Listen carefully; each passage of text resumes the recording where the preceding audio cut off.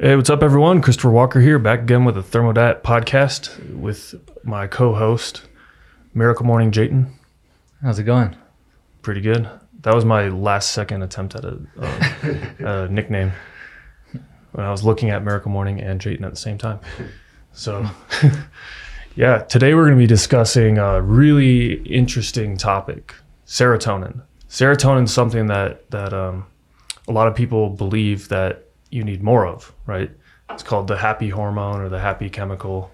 And we've seen a lot of marketing over, in the 90s and 2000s on TV, especially TV ads for pharmaceuticals for SSRIs.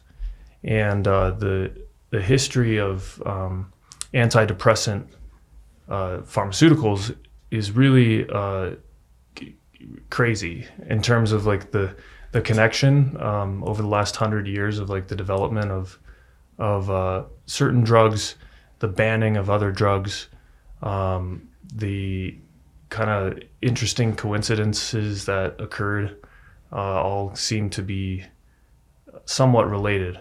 And we're going to go into the history of this stuff because I think it's an essential part of understanding serotonin as a health thing, health topic in general. I think the history is always really important when looking at something that's or challenging a conventional wisdom idea, in terms of like what conventionally the health community or the medical community or popular media or whatever they're saying. When you start to turn a critical eye to a lot of what they say, it's a bit mind blowing in terms of like the backstory. Mm-hmm. And I think it's important to look at backstories because it helps inform like how we got to where we are right now.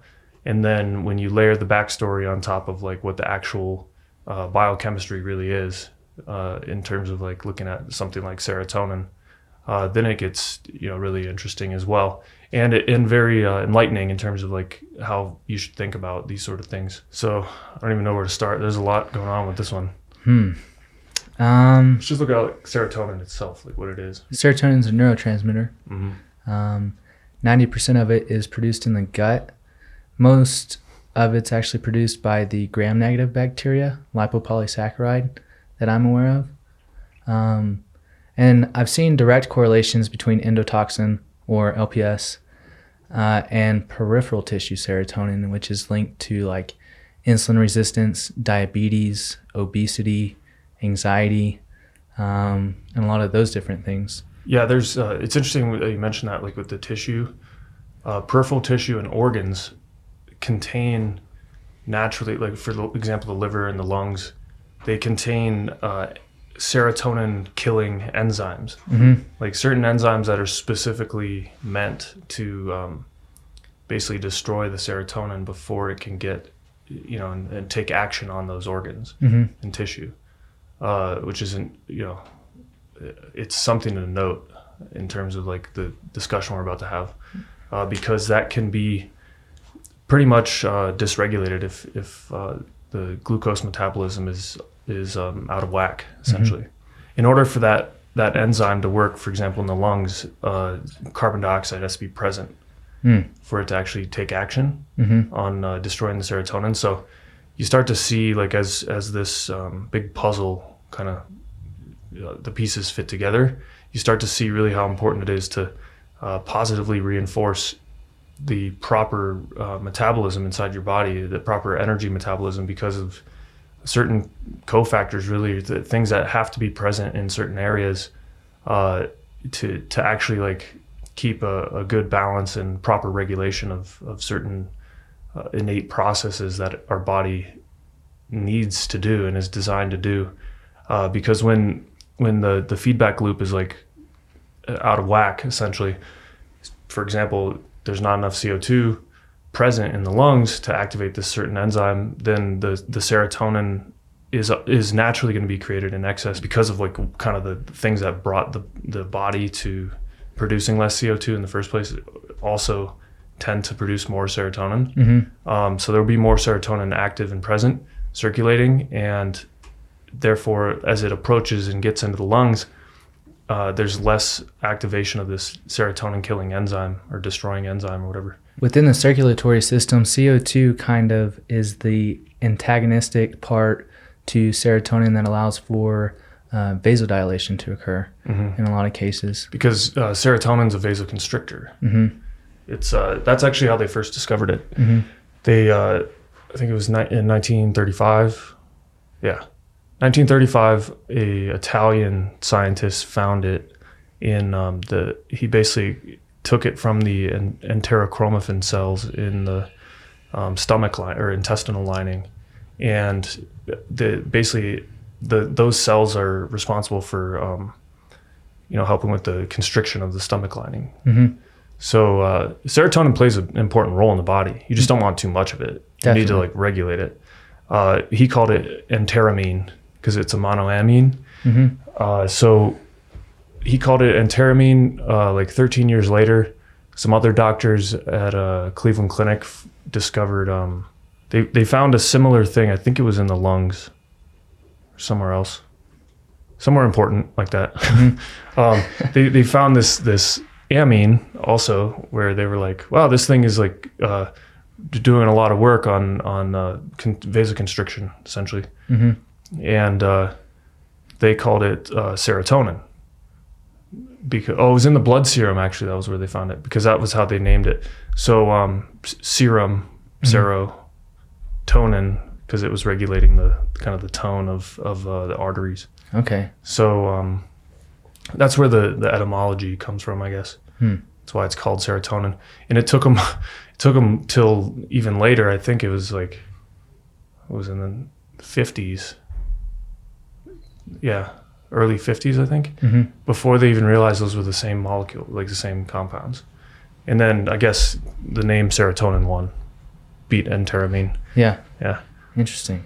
Yeah, so that's serotonin. That's what it is. Like Jayton said, it's produced in the gut for the most part. Most of it is. But that's a misunderstanding, I think, in a lot of popular media and conventional wisdom, just most likely due to the antidepressant marketing. Because the way that they market those drugs is basically, if you've seen these commercials, it's like, are you feeling depressed?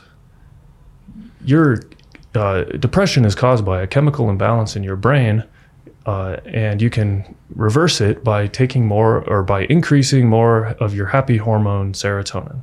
And so that's kind of the most simplistic, I guess, view of like exactly what they say in these commercials. So a lot of people think that serotonin's like a brain thing only. However, it's not. It's way more prevalent in your gut, and that's why actually one of the common side effects of using something like an SSRI is that people have gut issues. It makes a lot of sense once you realize how much serotonin is produced in the gut, and then essentially it communicates with your brain. It's all neurotransmitters are really just they're messenger chemicals essentially. Like pretty much every chemical in the body is a messenger in some way. Why don't we get into the backstory? All right. So let me think where this starts. So it's essentially, I'm a big fan of like looking into hidden histories, kind of like I mentioned earlier, just kind of why do we believe what we believe right now as a culture? And things get really strange in terms of, and we'll talk about on other podcasts about like some of the other stories, like the mercury and salt story, and like there's all sorts of interesting stuff. But so the origins of conventional popular thought tend to be quite nuanced and very intriguing when you start like unraveling everything. In this case, serotonin actually has its roots, in terms of our thinking about it right now, has its roots in the discovery of LSD and psilocybin. Hoffman, a scientist in Switzerland, he discovered LSD first. And so he was basically working on a project in his lab for his employer, was Sandoz Laboratories. And they were looking for a stimulant chemical that would help, I believe it was with like blood pressure or something. So he was extracting things from this fungus And what he did was he made an extraction. I can't remember the exact dates. I think it was the late 30s. The first time he did it. He extracted lysergic acid from this fungus and added a functional group to it, which is basically the D in the LSD. I don't remember why. I think he just kind of got caught up in stuff. He had no idea at this time like what LSD was going to do to human experience really, or the brain or whatever. He also didn't take any of it. He wasn't in any way really like physically exposed to it at this time. He had other projects come up, and for 5 years never went back to LSD. I remember reading about this. Yeah. So he, for whatever reason, went back to it 5 years later and was like, that thing was interesting. Let me look at this chemical again. So he goes through the same process, extracts the lysergic acid from the fungus. He adds the functional group to it, and he accidentally gets a bit of it on his fingers, and it absorbed into his fingers. And he writes in his book pretty, it's pretty cool, the whole story in his book. And it's like, I think his book translated from it's in German, I believe, but it translated, it's called like LSD, my troublesome child or something like that. Yeah. So he has this passage in the book where he describes his first experience after it absorbed into his fingertips. And obviously that was a pretty small amount, but I mean, for somebody who had never used psychedelics before, I'm sure it was quite the shocking turn of events. And he probably didn't even realize what was happening at the time in terms of like the fingertip exposure. Yeah, I think he said that he wasn't feeling well, so he rode his bike home. No, that was the second time. Wait, no. That was the first full trip that he did. Okay. Yeah, as far as I know, I might be wrong, but I'm pretty sure. The first time he like had to go, he laid down on the couch because it was just a small dose. Okay, I could have sworn that he got it on his fingertips. He wasn't feeling well, so he rode home, then laid on the couch. Oh, maybe it was that. For some reason, I was thinking that the first like mega dose, like the real dose that he did, he like decided to ride his bike or something. But I might be wrong. You might be right, because he did go home to lay down. So maybe it kicked in when he was riding his bike, right? Yeah, I can't imagine, because I remember reading it and he said that the room around him was breathing and he couldn't tell what was real or not. He was kind of freaking out. Yeah, and he described like, I can't remember the exact term. It was like, incredible imagination, and like he had these vivid descriptions of how he felt with it. He felt good, but a little shocked, as you can imagine.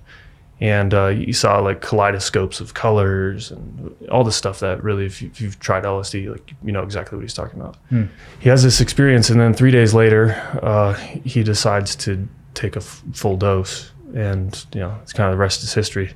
He's written quite a bit about like how he sees it as like this sacred compound chemical that allows you to like kind of open your mind and your perception to other things that you can't normally see that exist.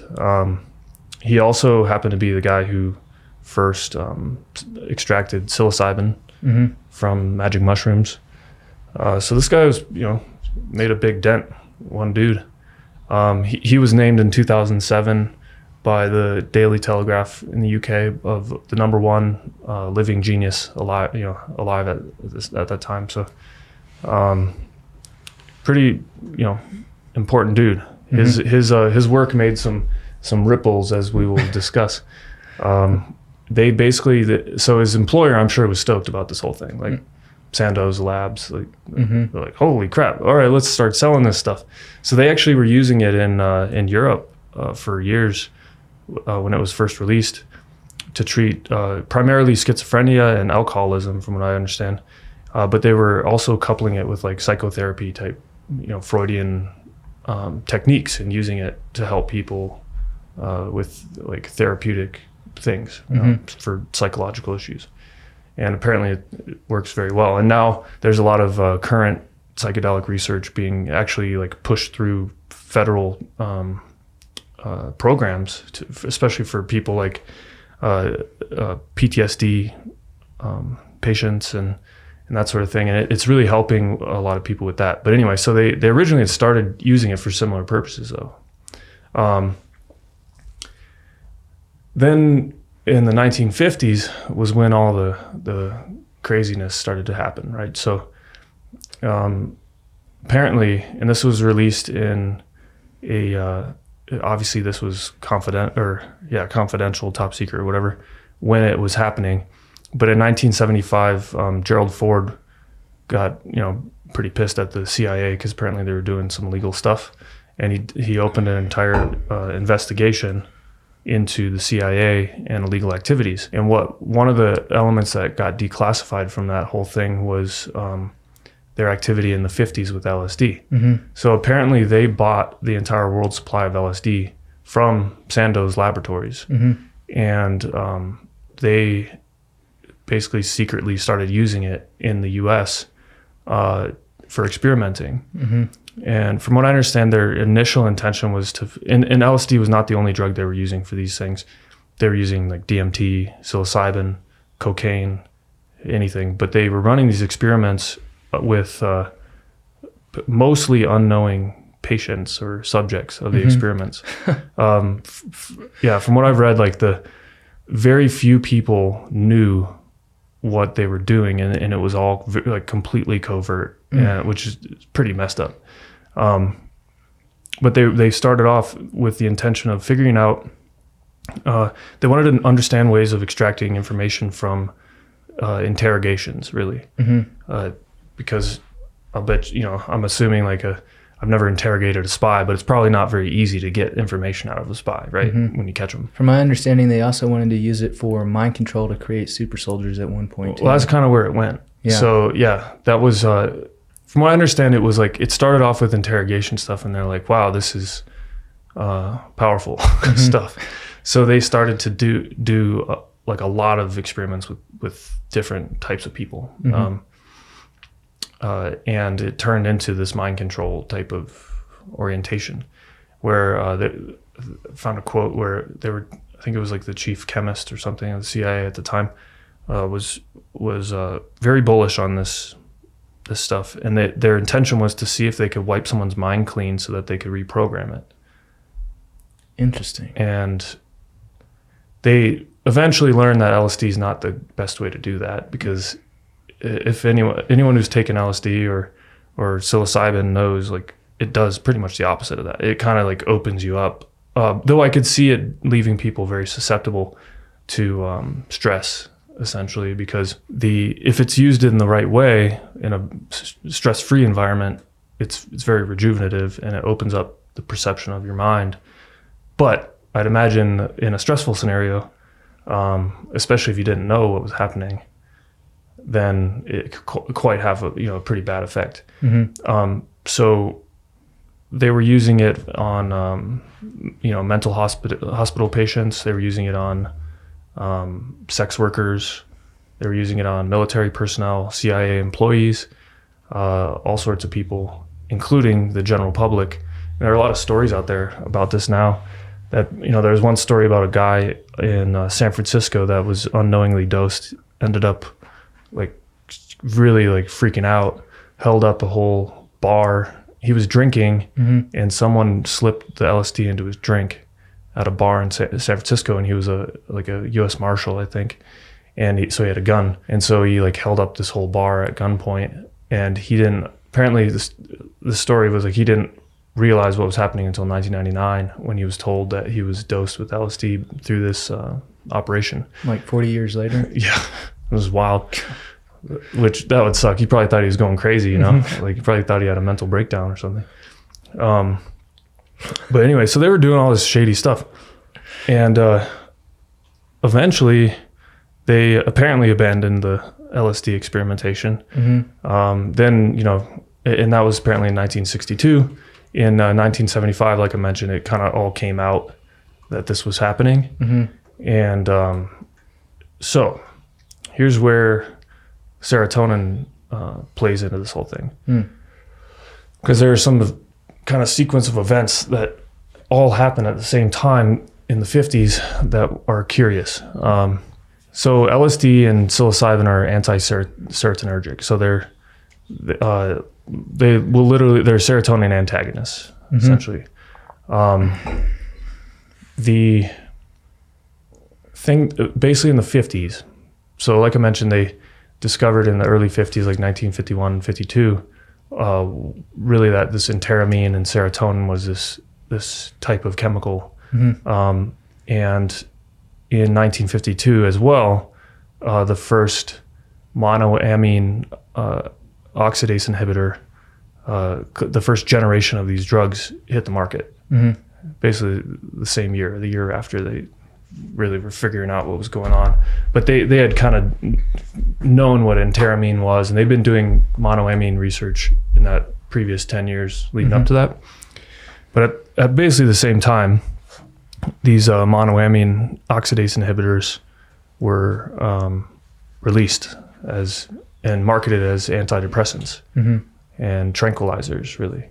This idea started to form about like serotonin and the relationship with depression, and there was a whole theory about it. Monoamine theory of depression was what it was called. The issue was that, like, by artificially raising these amines in the body, it's not like you have side effects, really. And we can get a bit more into that after we go through the history of kind of like what happens when you have too much serotonin flowing around.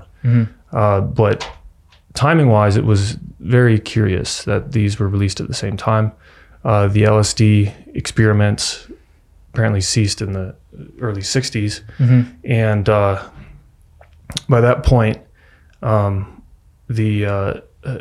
certain writers that are very well known at this point, like Alan Watts. I mean, everyone watched Alan Watts videos on YouTube, where his British voice is talking, saying stuff. And then you have like Timothy Leary, Aldous Huxley, very famous writer. Michael Pollan does a lot too.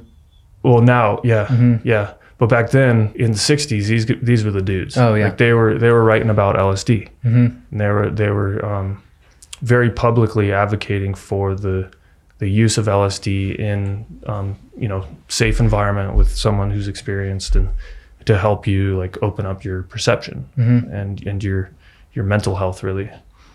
So Timothy Leary and Ram Dass,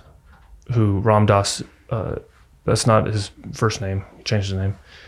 They were partners at Harvard, and they were doing LSD and psilocybin experiments.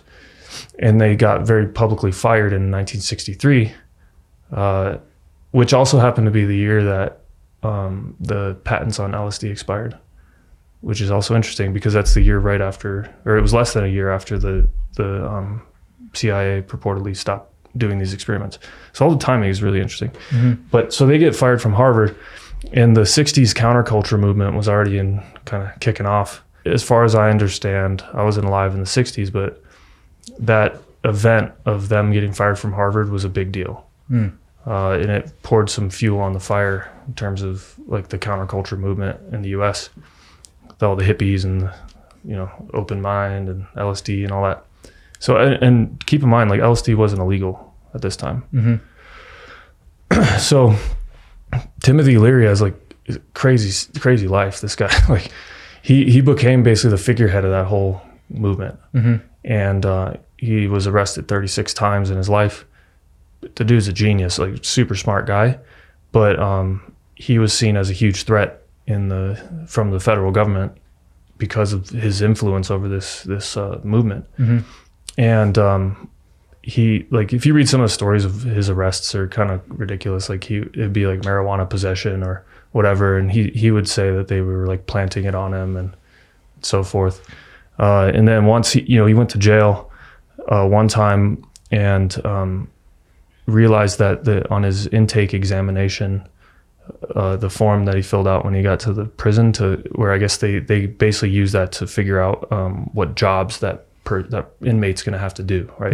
While he was at Harvard, he had written that intake examination, so he knew how to answer it, which is hilarious that they didn't even realize that they were giving him the test that he actually made. So he apparently answered it in the way that made him a gardener. So he was outside in the prison yard or whatever. So he's outside, and he coordinated some escape plan with like a hippie group, like an underground hippie cult or something. And he climbed over the fence using a telephone wire, and they picked him up and drove him somewhere. And then he ended up in Algeria with the I guess former leader, a prominent member of the Black Panthers who was in Algeria, who then imprisoned him in his house or something. And then, so it's like this crazy story. And then finally a bunch of federal agents from the US found him in Algeria apparently and brought him back, and they put him in the, maximum security prison, Folsom prison in California. His cell was right next to Charles Manson. They didn't even make a movie about this stuff. This is like freaking awesome. Insane. And so he's next to Charles Manson, who was in prison because of all the crazy shit he did and the Sharon Tate murder and everything. And apparently they had a conversation where Charles Manson was quoted as telling Timothy Leary that the federal government took him off the streets so that Charles Manson could finish the job for him, and which is like creepy. Because Charles Manson had the complete opposite view of LSD and mind-altering drugs than Leary did. Leary was more advocating for like use these safely to improve your mental health and open up your perception. But Charles Manson actually had used them on his Manson family hippie cult at Spawn Ranch. He had used the LSD in a way to try to kind of make those for mind control reasons, really. He tried to open them up to be way more susceptible to his influence, and he would use like chanting and different stuff to program their minds, and that was like part of his shtick. So they had very different views about LSD, and apparently Charles Manson was frustrated at Timothy Leary that he wasn't using it for mind control. So anyway, just an interesting story. Also, another tidbit I learned was that John Lennon wrote "Come Together," the Beatles song, based on Timothy Leary, because Timothy Leary tried running for governor in California, and John Lennon wrote that as kind of like their campaigning song or whatever. Wow. So wild. This dude needs a movie about his life. The counterculture movement was in full swing, and Richard Nixon even called Timothy Leary the most dangerous man in America, and he publicly declared the war on drugs, established the DEA, which before that I believe was still called the Federal Bureau of Narcotics, or it might have been like several things, but they basically made the DEA at this time. And there was a lot of anti-LSD propaganda that started to circulate by the late 60s. And it was really similar to if you're familiar with like the reefer madness propaganda that happened in the 30s, before the federal ban of marijuana in 37, which is a freaking crazy story too. Just like once you realize, if you just ask a simple question about like why things the way that they are now, and then look at the history, it's always crazy. But really, they used almost the same tactics that were used back then, and it was focused around like LSD makes you insane and homicidal and all that sort of thing, which is basically what reefer madness was saying. It was like, if you smoke weed, you're going to kill people, or anyone who smokes weed is a murderer, you know. But the reefer madness stuff was definitely more racist than the LSD propaganda, from what I understand. Anyway, so all this starts kicking up, and bam, and I think it was 1968, LSD is made illegal in the U.S. 1971, the United Nations makes it a Schedule I controlled narcotic around the whole world. So banned, like completely. So knowing all this stuff, and like the fact that LSD is an anti-serotonin agent in the body, at the exact same time as all this is happening, and then that gets banned, the monoamine oxidase inhibitors the second generation antidepressants, all this starts, it's really building steam. And the idea that serotonin can be regulated, or can regulate or modulate, I guess, your experience in the world in a more controlling sort of sense, I think started to become probably pretty appealing to government agencies. And another interesting piece of timing was in 1950, right before the release of these MAOIs into the market. Also at the same time as the LSD experiments, there was a book released from UC Berkeley, from some sociology researchers, that it was called The Authoritarian Personality. And that book described, based on Freudian developmental stuff, that there are two personalities, authoritarian and anti-authoritarian. And they described the characteristics of those, where the authoritarian personality was somebody who was extremely obedient, unquestioning of authority. They were passive aggressive. They were essentially just like, you tell them what to do and they respect authority, like magnanimously, just like without question. Really, that's the authoritarian personality. And then the anti-authoritarian personality is risk-taking, questioning of authority, and so forth. You can imagine it's the opposite of the first one. Interestingly, though, high serotonin levels basically induce the behavior of the authoritarian personality. I don't think this stuff's a coincidence that this was all coming out at that time. And then the research into serotonin was maturing. And the LSD experiments were happening. And then there was a lot of trouble with controlling this population of people in the 60s who were using LSD and basically developing the anti-authoritarian personality. It was literally called the Counterculture movement, to the point where the president of the United States calls the leader of that movement the most dangerous man in America. There's no way this is a coincidence that this is all known and happening. The dopamine, high dopamine and low serotonin is biologically indicative of the anti-authoritarian personality. What's interesting is I think a lot of these anti-serotonergic drugs actually release enough, like, basically my theory is that they get rid of the serotonin within the synapse to allow dopamine to more freely take action. And I feel like that's what it actually allows for the experience to take place. Well, and they also bind receptor sites so that serotonin can't. That's another part of it. Because the action of serotonin, or any molecule, like neurotransmitters, for example, if you looked at like a presynaptic and postsynaptic cell neuron, the presynaptic one like shoots it out, the chemical out into the synapse, right?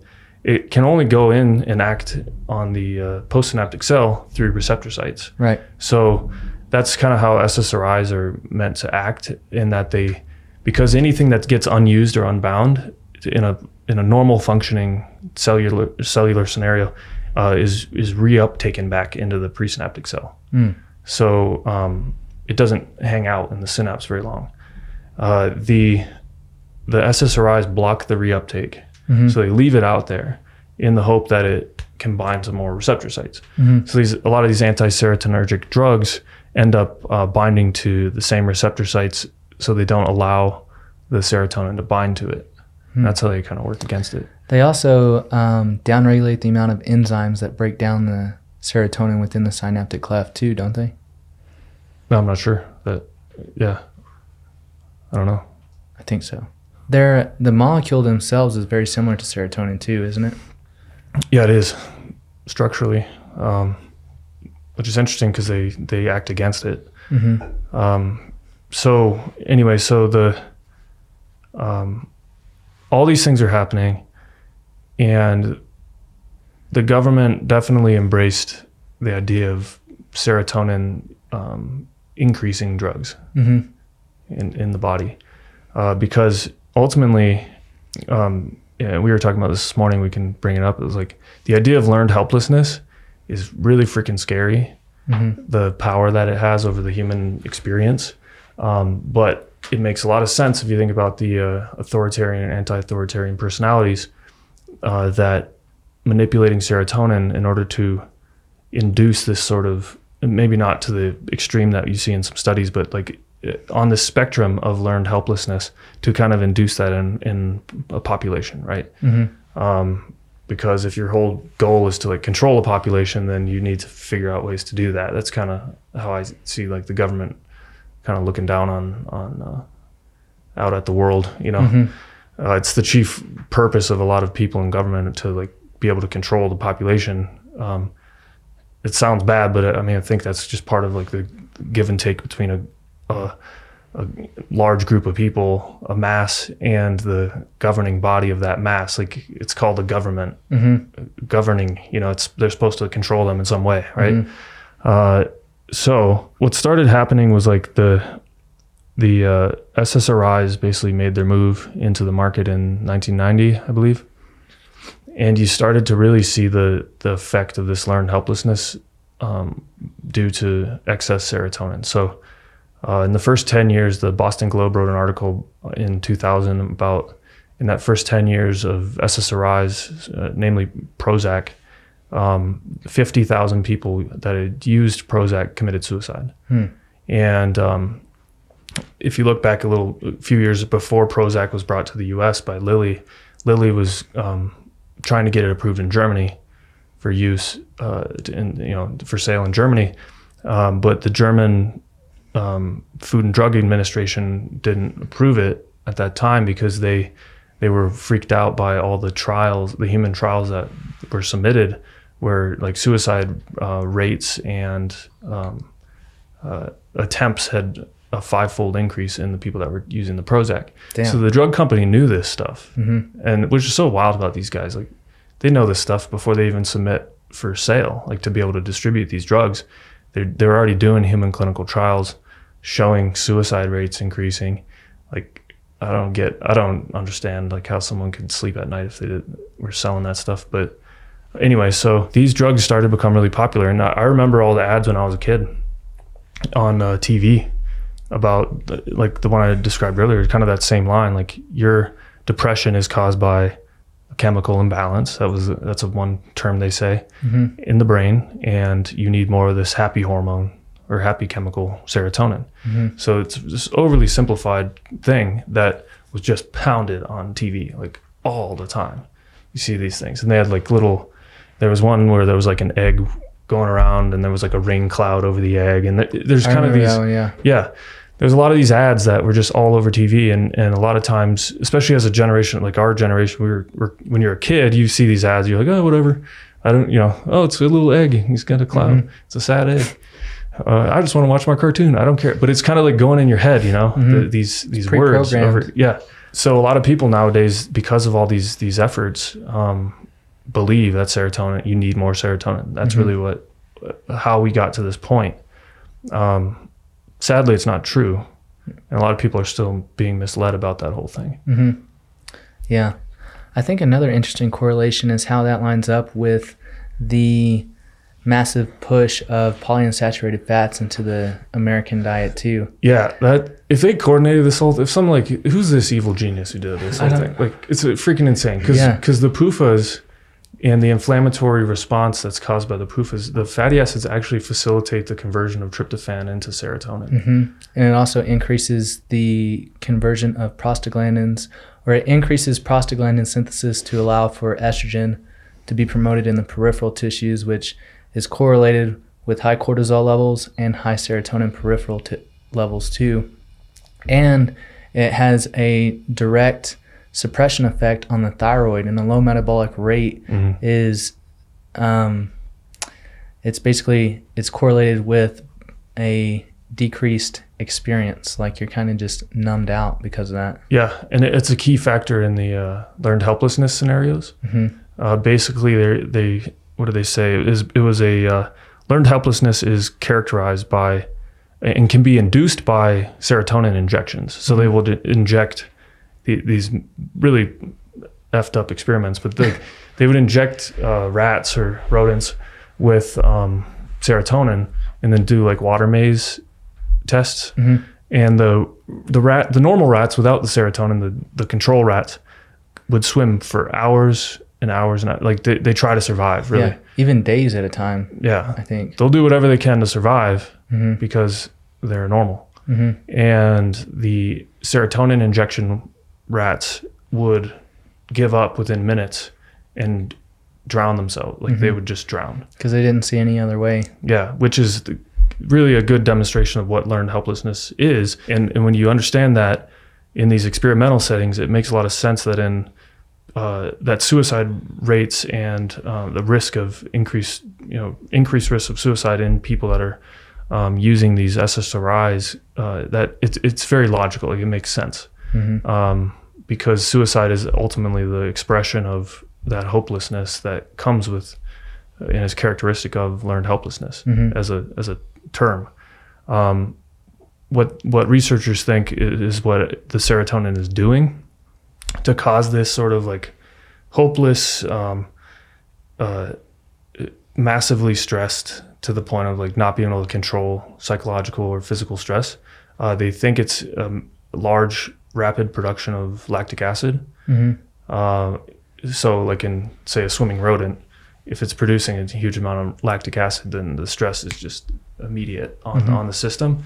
And like you mentioned, like the metabolic rate decreases quite a bit, because when you have a lot of lactic acid present, it's not gonna, the metabolic, the glucose metabolism really can't function right. And the metabolic rate slows down, the energy quickly diminishes. And I mean, people can see this even with just like muscular lactic acid. It's a regulation mechanism in the body to like stop you from getting into like too much stress that your body can't handle. You sprint too fast, too far, you have a ton of lactic acid build up and you can't go anymore. You're done. Right. And then you have to really recover from that. But when it's unnaturally stimulated like this with serotonin, it can be massively stressful in the system. Lowers energy production, lowers perceived energy, increases all the stress hormones, like you said. So you can see how quickly like someone's behavior could change due to this sort of thing. And it's also known to induce heart failure, high blood pressure, so on and so forth. Like things that are not, they don't feel good.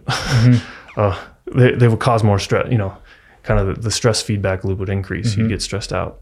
So that's kind of why they think that learned helplessness is so profound in terms of like when it actually, when someone's experiencing it, how stressful it can be. And as you can imagine, like your view of and perception of the world is massively limited. And your perception of your own control over anything is massively limited at that point. Yeah. And like whenever you begin to downregulate energy production within the body, then you have less resilience to the stress that's being placed on you. And it's just a downward spiral at that point. Serotonin is necessary to sum this up. You need it in your body. I mean, it performs a function, important functions, but you need it in a good balance. You don't want to have an excess of it. And due to a lot of things that we talk about in this podcast, a lot of exposures to estrogenics in the environment, as well as, poor dietary habits and certain things in the food supplies, everyone's serotonin on a population-wide level is likely just straight up too high. You need to lower it. And so I think basically we need to like do our part in just educating people that like, look, re-examine this for yourself. You can measure serotonin levels in your body. Like go get it checked out. Lower it if it's too high, because it's an insidious chemical when it's in excess. It's definitely not cool. So what are some quick ways that people could go ahead and take to downregulate the amount of serotonin in their body? So let's do a couple supplement recommendations and then also maybe some foods, right? Or dietary habits. Yeah. Supplement wise, theanine's been shown to lower serotonin levels in the body. We have theanine here in our Miracle Morning supplement, so you could try that out. It's also good if you just want a good focus and kick in the morning. Vitamin B3 is niacinamide, which we have in Thyrite for a reason, that'll help. I believe B6 also helps a lot for lowering serotonin. which if you read that book, Nutrient Power, B6 is involved in pretty much every single. It's insane. And folate, B9. So I would definitely take those. B vitamins are extremely important. A lot of people are very deficient in them, and those deficiencies typically manifest as some sort of mental disorder in some way. Yeah, I do know that activated charcoal can be antibacterial, so you can get rid of some of that endotoxin in the gut. Yeah, it's been shown to lower serotonin. Yeah. Branched chain amino acids also have. Yes, that's what I was about to say. Yeah, they can displace tryptophan in a lot of cases. Yeah, because if you think about this whole like biological environment, really what you're looking at is tryptophan, which is amino acid. You're looking at serotonin, which tryptophan can convert into, and then you're looking at another supplement you should avoid that is melatonin, 5-HTP as and well. 5-HTP. Yeah. Supplements to avoid, I would say tryptophan, 5-HTP, melatonin, potentially also something like St. John's wort, which people use for, I remember that actually got super popular when I was a kid too. People were using it for anxiety and depression because of it kind of rode along the marketing with the serotonin reuptake inhibitors. Interesting. That's used as a nootropic too. Yeah. Yeah, but it's been shown to increase serotonin levels, so I would avoid it if you're trying to lower your serotonin levels.